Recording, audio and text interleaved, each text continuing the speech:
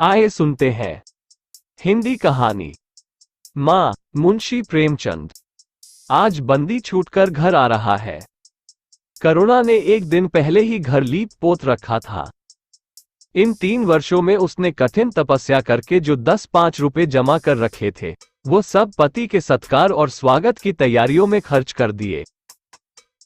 पति के लिए धोतियों का नया जोड़ा लाई थी, नए कुर्ते बनवाए थे, बच्चे के लिए नए कोट और टोपी की आयोजना की थी। बार बार बच्चे को गले लगाती और प्रसन्न होती। अगर इस बच्चे ने सूर्य की भांति उदय होकर उसके अंधेरे जीवन को प्रदीप्त न कर दिया होता, तो कदाचित ठोकरों ने उसके जीवन का अंत कर दिया होता। पति के कारावास दंड के 3 ही महीने बाद इस बालक का जन्म हुआ। उसी का मुंह देख देख कर करुणा ने ये 3 साल काट दिए थे। वो सोचती, जब मैं बालक को उनके सामने ले जाऊंगी तो वह कितने प्रसन्न होंगे। उसे देखकर पहले तो चकित हो जाएंगे, फिर गोद में उठा लेंगे और कहेंगे, करुणा, तुमने ये रत्न देकर मुझे निहाल कर दिया। कैद के सारे कष्ट बालक की तोतली बातों में भूल जाएंगे। उनकी एक सरल, पवित्र, मोहक दृष्टि हृदय की सारी व्यवस्थाओं को धो डालेगी। इस कल्पना का आनंद लेकर वो फूली न समाती थी। वो सोच रही थी, आदित्य के साथ बहुत से आदमी होंगे। जिस समय वो द्वार पर पहुंचेंगे, जय जयकार की ध्वनि से आकाश गूंज उठेगा। वह कितना स्वर्गीय दृश्य होगा। उन आदमियों के बैठने के लिए करुणा ने एक फटा सा टाट बिछा दिया था, कुछ पान बना दिए थे और बार बार आशा में नेत्रों से द्वार की ओर ताकती थी। पति की वो सुदृढ़, उदार, तेजपूर्ण मुद्रा बार बार आंखों में फिर जाती थी। उनकी वे बातें बार बार याद आती थीं, जो चलते समय उनके मुख से निकलती थी। उनका वह धैर्य, वो आत्मबल, जो पुलिस के प्रहारों के सामने भी अटल रहा था। वो मुस्कुराहट जो उस समय भी उनके अधरों पर खेल रही थी। वह आत्माभिमान जो उस समय भी उनके मुख से टपक रहा था, क्या करुणा के हृदय से कभी विस्मृत हो सकता था? उसका स्मरण आते ही करुणा के निस्तेज मुख पर आत्मगौरव की लालिमा छा गई। यही वो अवलंब था जिसने इन 3 वर्षों की घोर यातनाओं में भी उसके हृदय को आश्वासन दिया था। कितनी ही रातें फाकों से गुजरी, बहुधा घर में दीपक जलने की नौबत भी न आती थी, पर दीनता के आंसू कभी उसकी आंखों से न गिरे। आज उन सारी विपत्तियों का अंत हो जाएगा। पति के प्रगाढ़ आलिंगन में वो सब कुछ हंसकर झेल लेगी। वह अनंत निधि पाकर फिर उसे कोई अभिलाषा न रहेगी। गगन पथ का चिरगामी लपका हुआ विश्राम की ओर चला जाता था, जहां संध्या ने सुनहरा फर्श सजाया था और उज्जवल पुष्पों की सेज बिछा रखी थी। उसी समय करुणा को एक आदमी लाठी टेकता आता दिखाई दिया, मानो किसी जीर्ण मनुष्य की वेदना ध्वनि हो। पग पग पर रुककर खांसने लगता था। उसका सिर झुका हुआ था। करुणा उसका चेहरा न देख सकती थी, लेकिन चाल ढाल से कोई बूढ़ा आदमी मालूम होता था। पर एक क्षण में जब वो समीप आ गया, तो करुणा पहचान गई। वो उसका प्यारा पति ही था, किंतु शोक। उसकी सूरत कितनी बदल गई थी। वह जवानी, वो तेज, वो चपलता, वो सुगठन सब प्रस्थान कर चुका था। केवल हड्डियों का एक ढांचा रह गया था। न कोई संगी, न साथी, न यार, न दोस्त। करुणा उसे पहचानते ही बाहर निकल आई, पर आलिंगन की कामना हृदय में दबाकर रह गई। सारे मंसूबे धूल में मिल गए। सारा मनोल्लास आंसुओं के प्रवाह में बह गया, विलीन हो गया।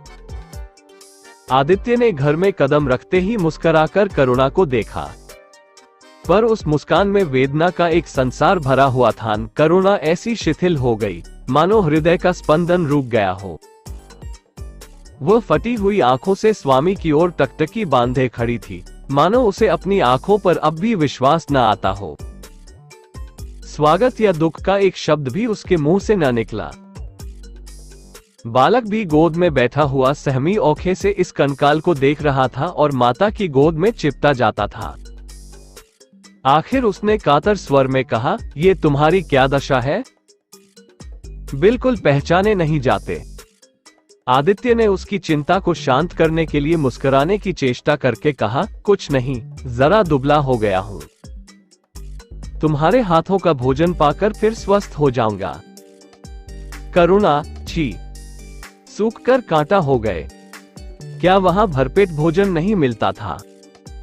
तुम कहते थे राजनैतिक आदमियों के साथ बड़ा अच्छा व्यवहार किया जाता है, और वो तुम्हारे साथी क्या हो गए जो तुम्हें आठों पहर घेरे रहते थे और तुम्हारे पसीने की जगह खून बहाने को तैयार रहते थे? आदित्य की त्योरियों पर बल पड़ गए। बोले, ये बड़ा ही कटु अनुभव है करुणा। मुझे न मालूम था कि मेरे कैद होते ही लोग मेरी ओर से यूं आंखें फेर लेंगे, कोई बात भी न पूछेगा। राष्ट्र के नाम पर मिटने वालों का यही पुरस्कार है, यह मुझे न मालूम था। जनता अपने सेवकों को बहुत जल्द भूल जाती है, ये तो मैं जानता था, लेकिन अपने सहयोगी और सहायक इतने बेवफा होते हैं, इसका मुझे ये पहला ही अनुभव हुआ। लेकिन मुझे किसी से शिकायत नहीं। सेवा स्वयं अपना पुरस्कार है। मेरी भूल थी कि मैं इसके लिए यश और नाम चाहता था। करुणा, तो क्या वहां भोजन भी न मिलता था? आदित्य, यह न पूछो करुणा, बड़ी करुण कथा है। बस यही गनीमत समझो कि जीता लौट आया। तुम्हारे दर्शन बदे थे, नहीं कष्ट तो ऐसे ऐसे उठाए कि अब तक मुझे प्रस्थान कर जाना चाहिए था। मैं जरा लेटूंगा, खड़ा नहीं रहा जाता। दिन भर में इतनी दूर आया हूं। करुणा, चलकर कुछ खा लो तो आराम से लेटो। बालक को गोद में उठाकर, बाबूजी है बेटा, तुम्हारे बाबूजी। इनकी गोद में जाओ, तुम्हें प्यार करेंगे। आदित्य ने आंसू भरी आंखों से बालक को देखा और उनका एक एक रोम उनका तिरस्कार करने लगा। अपनी जीर्ण दशा पर उन्हें कभी इतना दुख न हुआ था। ईश्वर की असीम दया से यदि उनकी दशा संभल जाती तो वह फिर कभी राष्ट्रीय आंदोलन के समीप न जाते। इस फूल से बच्चे को यो संसार में लाकर दरिद्रता की आग में झोंकने का उन्हें क्या अधिकार था? वो अब लक्ष्मी की उपासना करेंगे और अपना शुद्ध जीवन बच्चे के लालन पालन के लिए अर्पित कर देंगे। उन्हें इस समय ऐसा ज्ञात हुआ कि बालक उन्हें उपेक्षा की दृष्टि से देख रहा है, मानो कह रहा है, मेरे साथ आपने कौन सा कर्तव्य पालन किया? उनकी सारी कामना, सारा प्यार बालक को हृदय से लगा देने के लिए अधीर हो उठा, पर हाथ फैल न सके। हाथों में शक्ति ही न थी। करुणा बालक को लिए हुए उठी और थाली में कुछ भोजन निकाल कर लाए। आदित्य ने क्षुधापूर्ण नेत्रों से थाली की ओर देखा, मानो आज बहुत दिनों के बाद कोई खाने की चीज सामने आई है। जानता था कि कई दिनों के उपवास के बाद और आरोग्य की इस गई गुजरी दशा में उसे जबान को काबू में रखना चाहिए, पर सब्र न कर सका। थाली पर टूट पड़ा और देखते देखते थाली साफ कर दी। करुणा सशंक हो गई। उसने दोबारा किसी चीज के लिए न पूछा। थाली उठाकर चली गई, पर उसका दिल कह रहा था, इतना तो कभी न खाते थे। करुणा बच्चे को कुछ खिला रही थी कि एकाएक कानों में आवाज आई, करुणा। करुणा ने आकर पूछा, क्या तुमने मुझे पुकारा है? आदित्य का चेहरा पीला पड़ गया था और सांस जोर जोर से चल रही थी। हाथों के सहारे वही टाट पर लेट गए थे। करुणा उनकी यह हालत देखकर घबरा गई। बोली, जाकर किसी वैद्य को बुला लाऊं? आदित्य ने हाथ के इशारे से उसे मना करके कहा, व्यर्थ है करुणा, अब तुमसे छिपाना व्यर्थ है। मुझे तपेदिक हो गया है, कई बार मरते मरते बच गया हूं। तुम लोगों के दर्शन बदे थे, इसलिए प्राण न निकलते थे। देखो प्रिय, रो मत। करुणा ने सिसकियों को दबाते हुए कहा, मैं वैद्य को लेकर अभी आती हूं। आदित्य ने फिर सिर हिलाया, नहीं करुणा, केवल मेरे पास बैठी रहो। अब किसी से कोई आशा नहीं है। डॉक्टरों ने जवाब दे दिया है। मुझे तो यह आश्चर्य है कि यहां पहुंच कैसे गया। न जाने कौन दैवी शक्ति मुझे वहां से खींच लाए। कदाचित यह इस बुझते हुए दीपक की अंतिम झलक थी।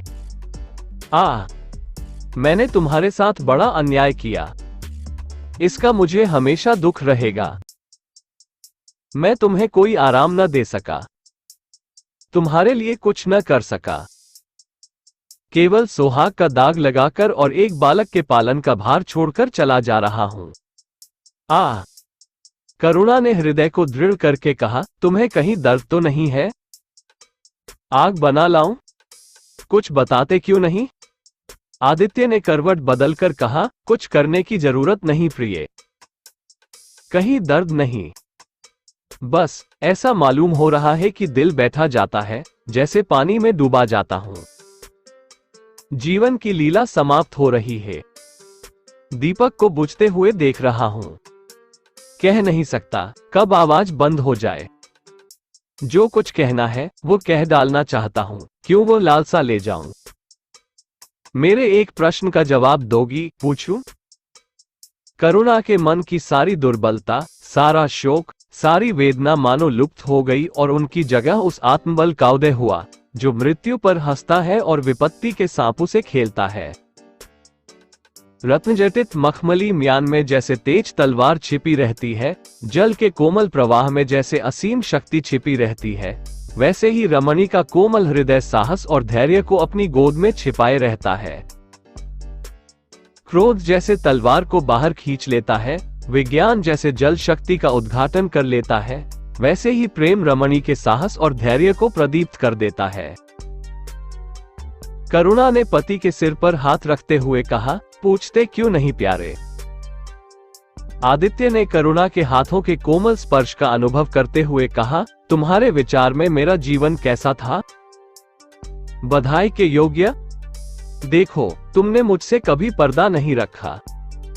इस समय भी स्पष्ट कहना, तुम्हारे विचार में मुझे अपने जीवन पर हंसना चाहिए या रोना चाहिए? करुणा ने उल्लास के साथ कहा, ये प्रश्न क्यों करते हो प्रियतम? क्या मैंने तुम्हारी उपेक्षा कभी की है? तुम्हारा जीवन देवताओं का सा जीवन था, निस्वार्थ, निर्लिप्त और आदर्श। विघ्न बाधाओं से तंग आकर मैंने तुम्हें कितनी ही बार संसार की ओर खींचने की चेष्टा की है, पर उस समय भी मैं मन में जानती थी कि मैं तुम्हें ऊंचे आसन से गिरा रही हूं। अगर तुम माया मोह में फंसे होते तो कदाचित मेरे मन को अधिक संतोष होता, लेकिन मेरी आत्मा को वो गर्व और उल्लास न होता जो इस समय हो रहा है। मैं अगर किसी को बड़े से बड़ा आशीर्वाद दे सकती हूँ तो वह यही होगा कि उसका जीवन तुम्हारे जैसा हो। ये कहते कहते करुणा का आभाहीन मुखमंडल ज्योतिर्मय हो गया, मानो उसकी आत्मा दिव्य हो गई हो। आदित्य ने सगव नेत्रों से करुणा को देखकर कहा, बस अब मुझे संतोष हो गया। करुणा, इस बच्चे की ओर से मुझे कोई शंका नहीं है, मैं उसे इससे अधिक कुशल हाथों में नहीं छोड़ सकता। मुझे विश्वास है कि जीवन भर यह ऊंचा और पवित्र आदर्श सदैव तुम्हारे सामने रहेगा। अब मैं मरने को तैयार हूं। 7 वर्ष बीत गए। बालक प्रकाश अब 10 साल का रूपवान, बलिष्ठ, प्रसन्नमुख कुमार था, बल का तेज, साहसी और मनस्वी। भय तो उसे छू भी नहीं गया था। करुणा का संतप्त हृदय उसे देखकर शीतल हो जाता। संसार करुणा को अभागिनी और दीन समझे। वो कभी भाग्य का रोना नहीं रोती। उसने उन आभूषणों को बेच डाला जो पति के जीवन में उसे प्राणों से प्रिय थे, और उस धन से कुछ गायें और भैंसें मोल ले ली। वो कृषक की बेटी थी और गोपालन उसके लिए कोई नया व्यवसाय न था। इसी को उसने अपनी जीविका का साधन बनाया। विशुद्ध दूध कहाँ मयस्सर होता है? सब दूध हाथों हाथ बिक जाता। करुणा को पहर रात से पहर रात तक काम में लगा रहना पड़ता, पर वो प्रसन्न थी। उसके मुख पर निराशा या दीनता की छाया नहीं, संकल्प और साहस का तेज है। उसके एक एक अंग से आत्मगौरव की ज्योति सी निकल रही है। आंखों में एक दिव्य प्रकाश है, गंभीर, अथाह और असीम। सारी वेदनाएं, वैधव्य का शोक और विधि का निर्मम प्रहार, सब उस प्रकाश की गहराई में विलीन हो गया है। प्रकाश पर वह जान देती है। उसका आनंद, उसकी अभिलाषा, उसका संसार, उसका स्वर्ग सब प्रकाश पर न्योछावर है। पर यह मजाल नहीं कि प्रकाश कोई शरारत करे और करुणा आंखें बंद कर ले। नहीं, वो उसके चरित्र की बड़ी कठोरता से देखभाल करती है। वो प्रकाश की माँ नहीं, माँ बाप दोनों है। उसके पुत्र स्नेह में माता की ममता के साथ पिता की कठोरता भी मिली हुई है। पति के अंतिम शब्द अभी तक उसके कानों में गूंज रहे हैं। वो आत्मोल्लास जो उनके चेहरे पर झलकने लगा था, वह गर्व में लाली जो उनकी आंखों में छा गई थी, अभी तक उसकी आंखों में फिर रही है। निरंतर पति चिंतन ने आदित्य को उसकी आंखों में प्रत्यक्ष कर दिया है। वो सदैव उनकी उपस्थिति का अनुभव किया करती है। उसे ऐसा जान पड़ता है कि आदित्य की आत्मा सदैव उसकी रक्षा करती रहती है। उसकी यही हार्दिक अभिलाषा है कि प्रकाश जवान होकर पिता का पथगामी हो। संध्या हो गई थी।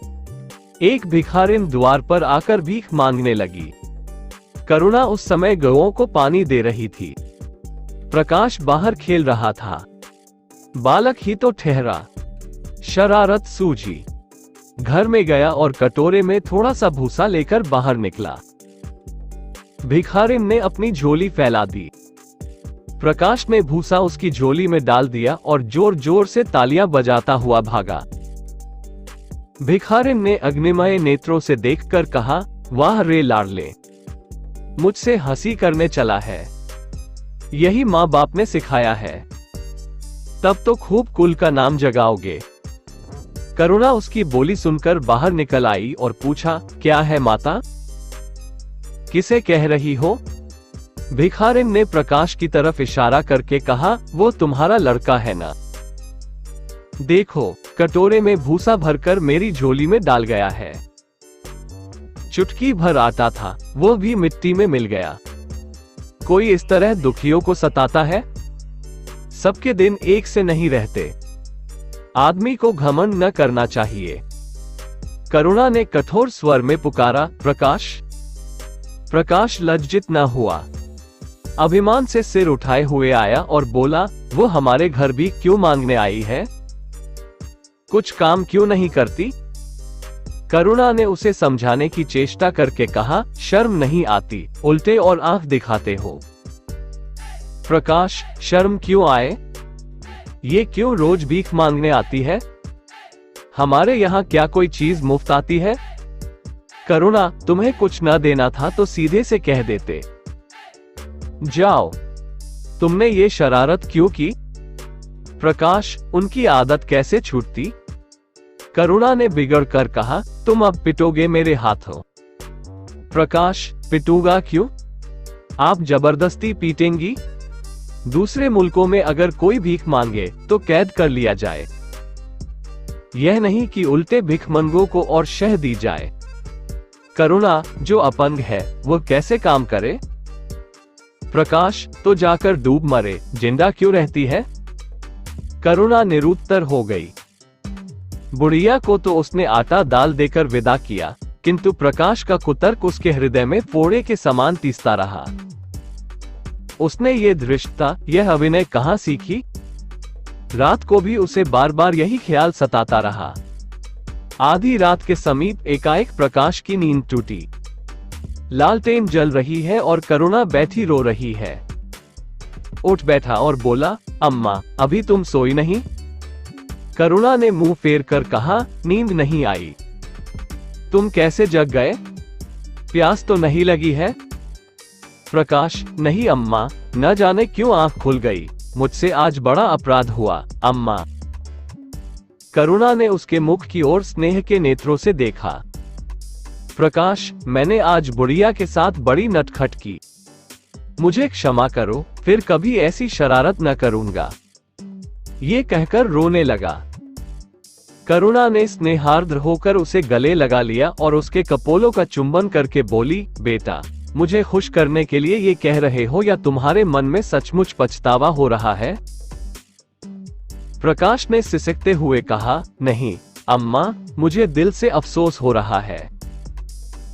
अब की वो बुढ़िया आएगी, तो मैं उसे बहुत से पैसे दूंगा। करुणा का हृदय मतवाला हो गया। ऐसा जान पड़ा आदित्य सामने खड़े बच्चे को आशीर्वाद दे रहे हैं और कह रहे हैं, करुणा, क्षोभ मत कर, प्रकाश अपने पिता का नाम रोशन करेगा। तेरी संपूर्ण कामना पूरी हो जाएंगी। लेकिन प्रकाश के कर्म और वचन में मेल न था और दिनों के साथ उसके चरित्र का अंग प्रत्यक्ष होता जाता था। जहीन था ही, विश्वविद्यालय से उसे वजीफे मिलते थे, करुणा भी उसकी यथेष्ट सहायता करती थी, फिर भी उसका खर्च पूरा न पड़ता था। वो मितव्ययता और सरल जीवन पर विद्वत्ता से भरे हुए व्याख्यान दे सकता था, पर उसका रहन सहन फैशन के अंधभक्तों से जौ भर घटकर न था। प्रदर्शन की धुन उसे हमेशा सवार रहती थी। उसके मन और बुद्धि में निरंतर द्वंद्व होता रहता था। मन जाति की ओर था, बुद्धि अपनी ओर। बुद्धि मन को दबाए रहती थी। उसके सामने मन की एक न चलती थी। जाति सेवा ऊसर की खेती है, वहां बड़े से बड़ा उपहार जो मिल सकता है वह है गौरव और यश। पर वह भी स्थायी नहीं, इतना अस्थिर कि क्षण में जीवन भर की कमाई पर पानी फिर सकता है। अतएव उसका अंत करण अनिवार्य वेग के साथ विलासमय जीवन की ओर झुकता था। यहां तक कि धीरे धीरे उसे त्याग और निग्रह से घृणा होने लगी। वो दुरवस्था और दरिद्रता को हेय समझता था। उसके हृदय न था, भाव न थे, केवल मस्तिष्क था। मस्तिष्क में दर्द कहां? वहां तो तर्क है, मंसूबे है। सिंध में बाढ़ आई, हजारों आदमी तबाह हो गए। विद्यालय ने वहां एक सेवा समिति भेजी। प्रकाश के मन में द्वंद्व होने लगा, जाऊं या न जाऊं। इतने दिनों अगर वो परीक्षा की तैयारी करे तो प्रथम श्रेणी में पास हो। चलते समय उसने बीमारी का बहाना कर दिया। करुणा ने लिखा, तुम सिंध न गए, इसका मुझे दुख है। तुम बीमार रहते हुए भी वहां जा सकते थे। समिति में चिकित्सक भी तो थे। प्रकाश ने पत्र का उत्तर न दिया। उड़ीसा में अकाल पड़ा। प्रजा मक्खियों की तरह मरने लगी। कांग्रेस ने पीड़ितों के लिए एक मिशन तैयार किया। उन्हीं दिनों विद्यालयों ने इतिहास के छात्रों को ऐतिहासिक खोज के लिए लंका भेजने का निश्चय किया। करुणा ने प्रकाश को लिखा, तुम उड़ीसा जाओ। किंतु प्रकाश लंका जाने को लालायित था। वो कई दिन इसी दुविधा में रहा। अंत को सीलोन ने उड़ीसा पर विजय पाए। करुणा ने अब की उसे कुछ न लिखा, चुपचाप रोती रही। सीलोन से लौटकर प्रकाश छुट्टियों में घर गया। करुणा उससे खींची खींची रही। प्रकाश मन में लज्जित हुआ और संकल्प किया कि अब की कोई अवसर आया तो अम्मा को अवश्य प्रसन्न करूंगा। यह निश्चय करके वो विद्यालय लौटा। लेकिन यहां आते ही फिर परीक्षा की फिक्र सवार हो गई। यहां तक कि परीक्षा के दिन आ गए, मगर इम्तिहान से फुर्सत पाकर भी प्रकाश घर न गया। विद्यालय के एक अध्यापक कश्मीर सैर करने जा रहे थे। प्रकाश उन्हीं के साथ कश्मीर चल खड़ा हुआ। जब परीक्षा फल निकला और प्रकाश प्रथम आया, तब उसे घर की याद आई। उसने तुरंत करुणा को पत्र लिखा और अपने आने की सूचना दी। माता को प्रसन्न करने के लिए उसने 2-4 शब्द जाति सेवा के विषय में भी लिखे। अब मैं आपकी आज्ञा का पालन करने को तैयार हूं। मैंने शिक्षा संबंधी कार्य करने का निश्चय किया है, इसी विचार से मैंने वो विशिष्ट स्थान प्राप्त किया है। हमारे नेता भी तो विद्यालयों के आचार्यों ही का सम्मान करते हैं। अभी वक्त इन उपाधियों के मोह से वे मुक्त नहीं हुए हैं। हमारे नेता भी योग्यता, सदुत्साह, लगन का उतना सम्मान नहीं करते जितना उपाधियों का। अब मेरी इज्जत करेंगे और जिम्मेदारी को काम सौंपेंगे जो पहले मांगे भी ना मिलता। करुणा की आस फिर बांधी। विद्यालय खुलते ही प्रकाश के नाम रजिस्ट्रार का पत्र पहुंचा। उन्होंने प्रकाश का इंग्लैंड जाकर विद्याभ्यास करने के लिए सरकारी वजीफे की मंजूरी की सूचना दी थी। प्रकाश पत्र हाथ में लिए हर्ष के उन्माद में जाकर मां से बोला, अम्मा, मुझे इंग्लैंड जाकर पढ़ने के लिए सरकारी वजीफा मिल गया।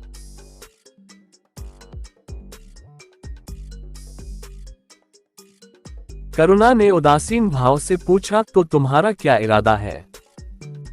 प्रकाश, मेरा इरादा? ऐसा अवसर पाकर भला कौन छोड़ता है? करुणा, तुम तो स्वयंसेवकों में भर्ती होने जा रहे थे। प्रकाश, तो आप समझती हैं, स्वयंसेवक बन जाना ही जाति सेवा है।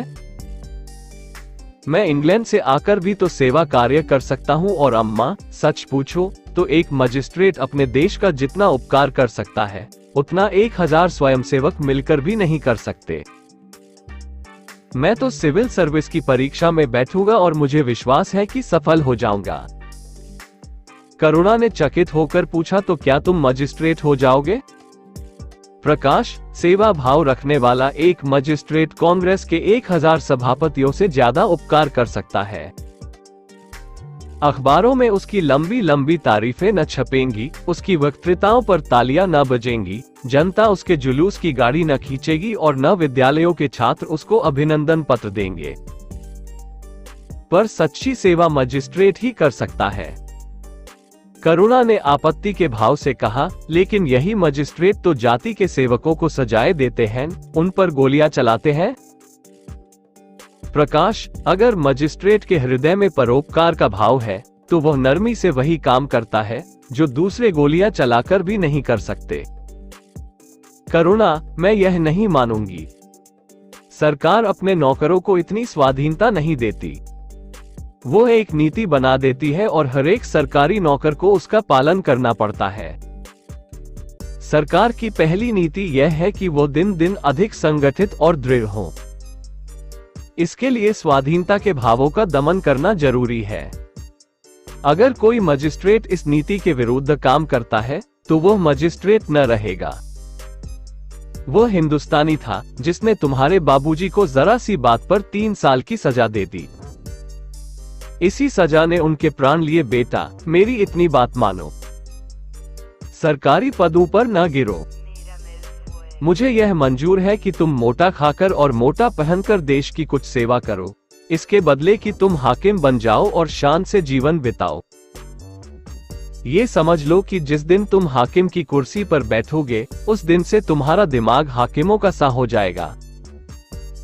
तुम यही चाहेगे कि अफसरों में तुम्हारी नेकनामी और तरक्की हो। एक गंवारू मिसाल लो। लड़की जब तक मैके में कुंवारी रहती है, वो अपने को उसी घर की समझती है, लेकिन जिस दिन ससुराल चली जाती है, वो अपने घर को दूसरों का घर समझने लगती है। माँ बाप, भाई बंद सब वही रहते हैं, लेकिन वो घर अपना नहीं रहता। यही दुनिया का दस्तूर है। प्रकाश ने खींचकर कहा, तो क्या आप यही चाहती हैं कि मैं जिंदगी भर चारों तरफ ठोकरें खाता फिरूं? करुणा कठोर नेत्रों से देखकर बोली, अगर ठोकर खाकर आत्मा स्वाधीन रह सकती है, तो मैं कहूंगी ठोकर खाना अच्छा है। प्रकाश ने निश्चयात्मक भाव से पूछा, तो आपकी यही इच्छा है? करुणा ने उसी स्वर में उत्तर दिया, हाँ, मेरी यही इच्छा है। प्रकाश ने कुछ जवाब न दिया, उठकर बाहर चला गया और तुरंत रजिस्ट्रार को इनकारी पत्र लिख भेजा। मगर उसी क्षण से मानो उसके सिर पर विपत्ति ने आसन जमा लिया। विरक्त और विमन अपने कमरे में पड़ा रहता, न कहीं घूमने जाता, न किसी से मिलता। मुंह लटकाए भीतर आता और फिर बाहर चला जाता। यहाँ तक महीना गुजर गया। न चेहरे पर वो लाली रही, न वो होश। आंखें अनाथों के मुख की भांति याचना से भरी हुई, ओठ हंसना भूल गए, मानो उन इनकारी पत्र के साथ उसकी सारी सजीवता और चपलता, सारी सरलता विदा हो गई। करुणा उसके मनोभाव समझती थी और उसके शोक को भुलाने की चेष्टा करती थी, पर रूठे देवता प्रसन्न न होते थे। आखिर एक दिन उसने प्रकाश से कहा, बेटा, अगर तुमने विलायत जाने की ठान ही ली है, तो चले जाओ। मना न करूंगी। मुझे खेद है कि मैंने तुम्हें रोका। अगर मैं जानती कि तुम्हें इतना आघात पहुंचेगा, तो कभी न रोकती। मैंने तो केवल इस विचार से रोका था कि तुम्हें जाति सेवा में मग्न देखकर तुम्हारे बाबूजी की आत्मा प्रसन्न होगी। उन्होंने चलते समय यही वसीयत की थी। प्रकाश ने रुखाई से जवाब दिया, अब क्या जाऊंगा। इनकारी खत लिख चुका। मेरे लिए कोई अब तक बैठा थोड़े ही होगा। कोई दूसरा लड़का चुन लिया होगा और फिर करना ही क्या है। जब आपकी मर्जी है कि गांव गांव की खाक छानता फिरूं, तो वही सही। करुणा का गर्व चूर चूर हो गया। इस अनुमति से उसने बाधा का काम लेना चाहा था, पर सफल न हुई। बोली, अभी कोई न चुना गया होगा। लिख दो, मैं जाने को तैयार हूं। प्रकाश ने झुंझलाकर कहा, अब कुछ नहीं हो सकता। लोग हंसी उड़ाएंगे। मैंने तय कर लिया है कि जीवन को आपकी इच्छा के अनुकूल बनाऊंगा।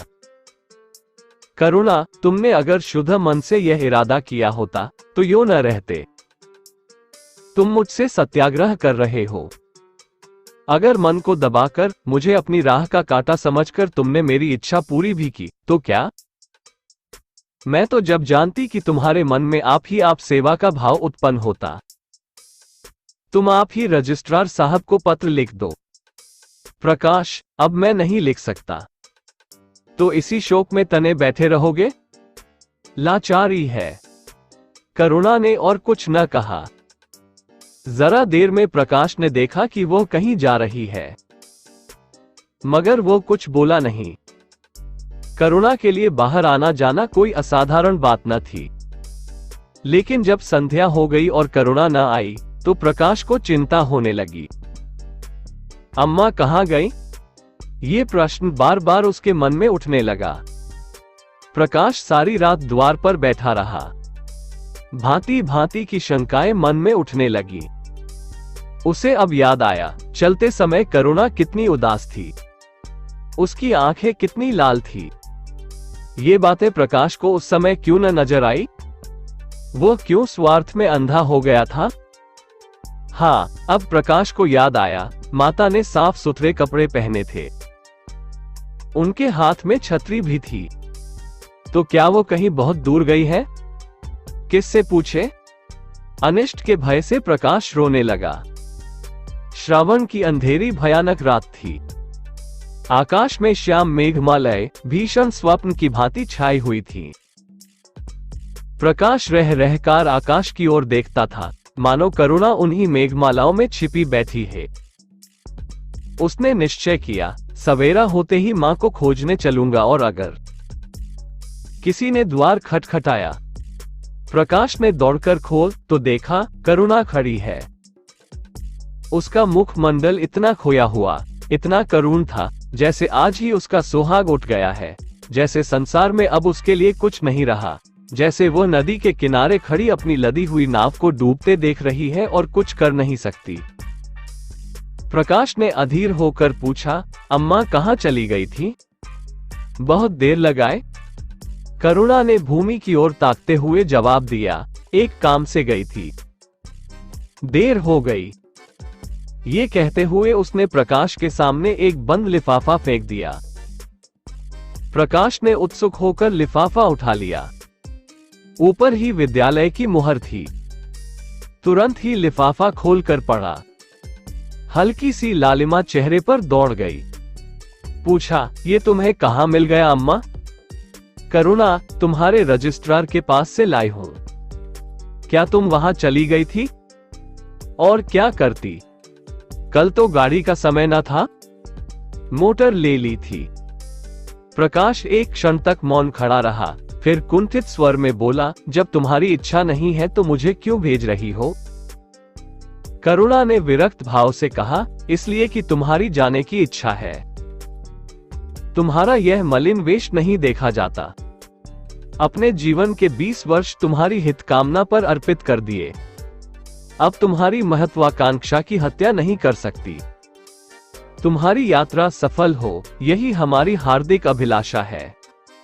करुणा का कंठ रूंध गया और कुछ न कह सकी। प्रकाश उसी दिन से यात्रा की तैयारियां करने लगा। करुणा के पास जो कुछ था वो सब खर्च हो गया। कुछ ऋण भी लेना पड़ा। नए सूट बने, सूटकेस लिए गए। प्रकाश अपनी धुन में मस्त था।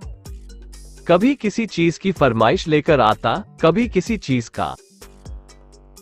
करुणा इस एक सप्ताह में इतनी दुर्बल हो गई है, उसके बालों पर कितनी सफेदी आ गई है, चेहरे पर कितनी झुर्रियां पड़ गई हैं, यह उसे कुछ न नजर आता। उसकी आंखों में इंग्लैंड के दृश्य समाये हुए थे। महत्वाकांक्षा आंखों पर पर्दा डाल देती है। प्रस्थान का दिन आया। आज कई दिनों के बाद धूप निकली थी। करुणा स्वामी के पुराने कपड़ों को बाहर निकाल रही थी। उनकी गाढ़े की चादरें, खद्दर के कुर्ते, पाजामे और लिहाफ अभी तक संदूक में संचित थे। प्रतिवर्ष वे धूप में सुखाए जाते और झाड़ पोंछकर रख दिए जाते थे। करुणा ने आज फिर उन कपड़ों को निकाला, मगर सुखाकर रखने के लिए नहीं, गरीबों में बांट देने के लिए। वो आज पति से नाराज है। वो लुटिया, डोर और घड़ी जो आदित्य की चिरसंगिनी थी और जिनकी 20 वर्ष से करुणा ने उपासना की थी, आज निकालकर आंगन में फेंक दी गई। वो झोली जो बरसों आदित्य के कंधों पर आरूढ़ रह चुकी थी, आप कूड़े में डाल दी गई। वो चित्र जिसके सामने 20 वर्ष से करुणा सिर झुकाती थी, आज वही निर्दयता से भूमि पर डाल दिया गया। पति का कोई स्मृति चिन्ह वो अब अपने घर में नहीं रखना चाहती। उसका अंत करुण शोक और निराशा से विदीर्ण हो गया है और पति के सिवा वो किस पर क्रोध उतारे? कौन उसका अपना है? वो किससे अपनी व्यथा कहे? किसे अपनी छाती चीर कर दिखाए? वो होते तो क्या प्रकाश दास्ता की जंजीर गले में डालकर फूला न समाता? उसे कौन समझाए कि आदित्य भी इस अवसर पर पछताने के सिवा और कुछ न कर सकते। प्रकाश के मित्रों ने आज उसे विदाई का भोज दिया था। वहां से वो संध्या समय कई मित्रों के साथ मोटर पर लौटा। सफर का सामान मोटर पर रख दिया गया। तब वो अंदर आकर मां से बोला, अम्मा, जाता हूं। बंबई पहुंचकर पत्र लिखूंगा। तुम्हें मेरी कसम, रोना मत और मेरे खतों का जवाब बराबर देना। जैसे किसी लाश को बाहर निकालते समय संबंधियों का धैर्य छूट जाता है, रुके हुए आंसू निकल पड़ते हैं और शोक की तरंगें उठने लगती हैं, वही दशा करुणा की हुई। कलेजे में एक हाहाकार हुआ, जिसने उसकी दुर्बल आत्मा के एक एक अणु को कंपा दिया।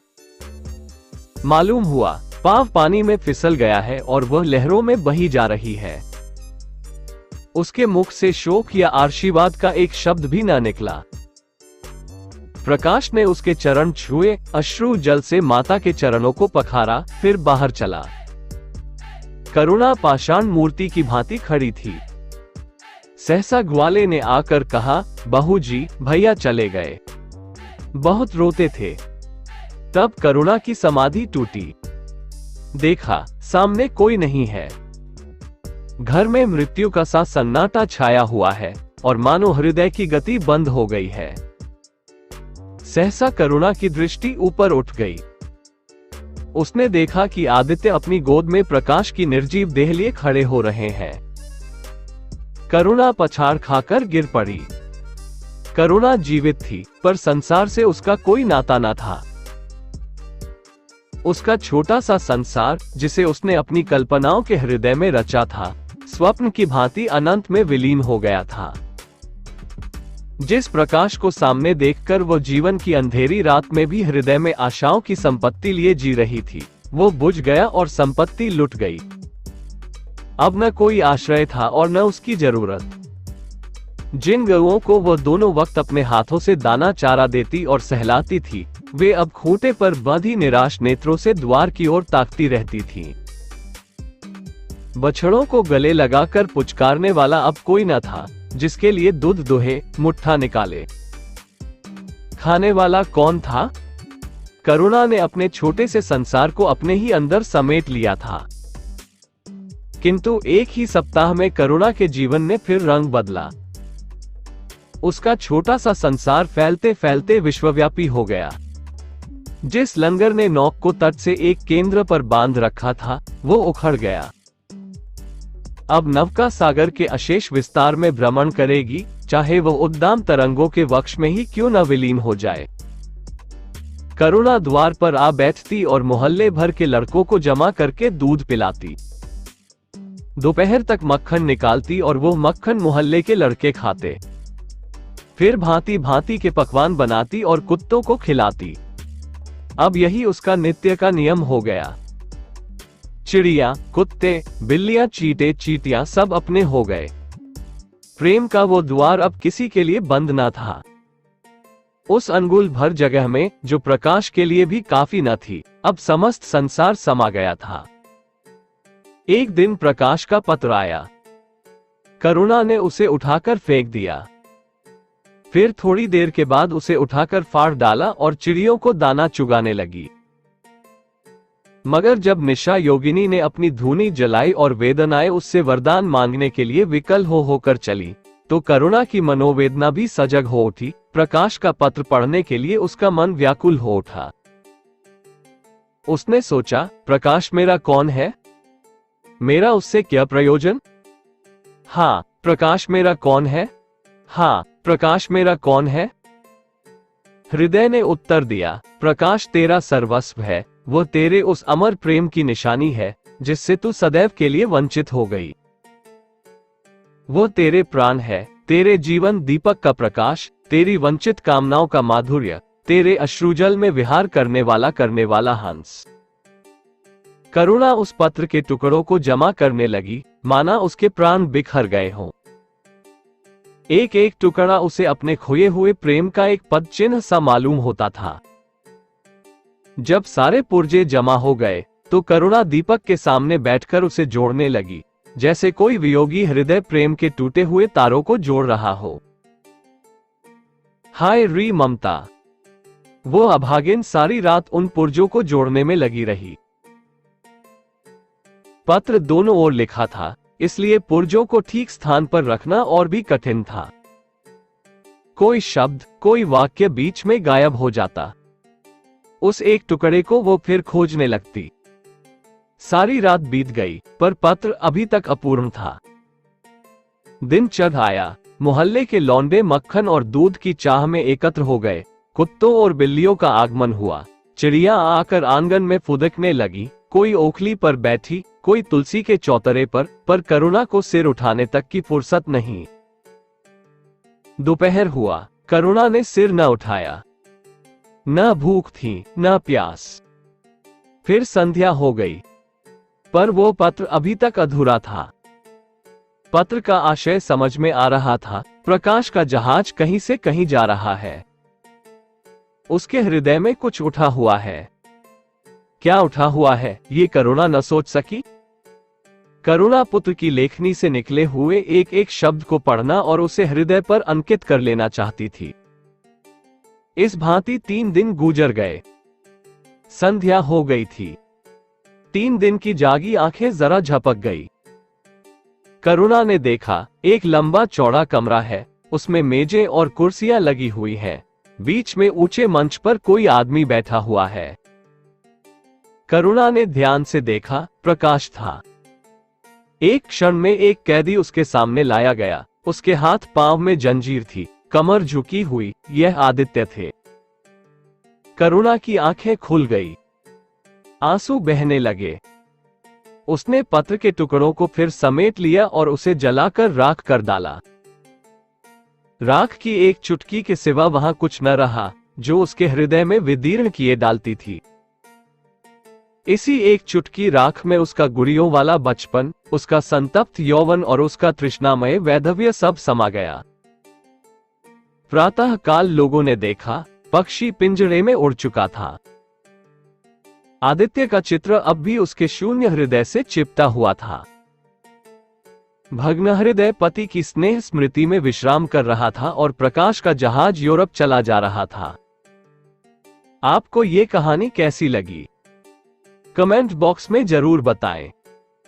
आपने अभी तक हमारे चैनल को सब्सक्राइब नहीं किया है तो इसे सब्सक्राइब जरूर कर लीजिए, क्योंकि मैं ऐसे ही कहानियां आपके लिए लाते रहता हूं।